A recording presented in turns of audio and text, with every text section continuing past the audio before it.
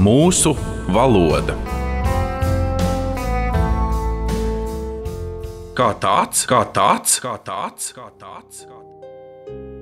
Padomju okupācijas pusgadsimtā, atdarinot krievu valodu, mūsu valodā bez vajadzības ieviesies teiciens kā tāds. Tā ieviešanos veicināja komunistu oficiālā politika, kas visādi centās latviešu valodu tuvināt krievu valodai. Bet teiciens kā tāds mūsu valodā ir gluži lieks. Vislabāk būtu to nelietot, tomēr plašas saziņas līdzekļos tas gadās bieži.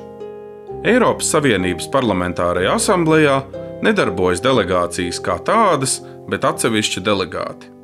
Man ir bail no neizglītotas tautas, ko es izjūtu kā tādu.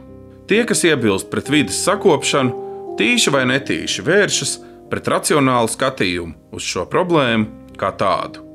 Pret latviešu tautu kā tādu Padomju Savienībā kopš 1937. gada 3. decembra ir izdarīti genocīda noziegumi.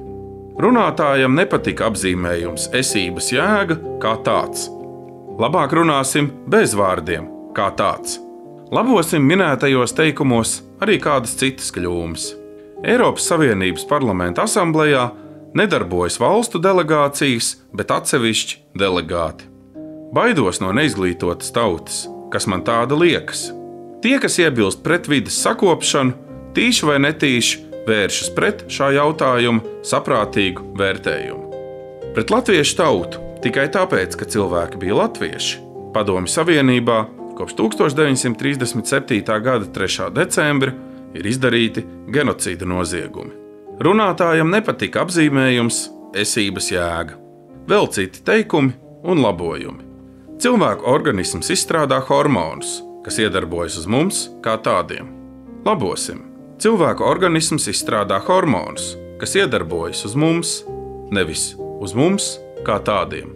Represēto pieminekļu konkurss bija rīkots neveiksmīgi, un par to liecina dzīvu palikušo sarkanā terora upuru attieksme pret šo konkursu kā tādu. Labāk, represēto pieminekļu konkurss bija neveiksmīgs, un par to liecina sarkanajā terorā dzīvu palikušo cilvēku attieksme. Mēs zinām, ka bērni par maz lieto pienu kā tādu, tāpēc mēs domājam par pienu ar piedevām kā tādām, lai bērni dzertu šo pienu kā tādu. Labosim, bērni maz dzer pienu, tāpēc domājam, ka pienam jāpievieno kādas piedevas, lai bērniem tas labāk garšotu. Latvieti, cieni sevi, runā latviski. Un ne tikai runā, arī domā latviski. Ieteikumu sagatavoja Biedrība Latvietis.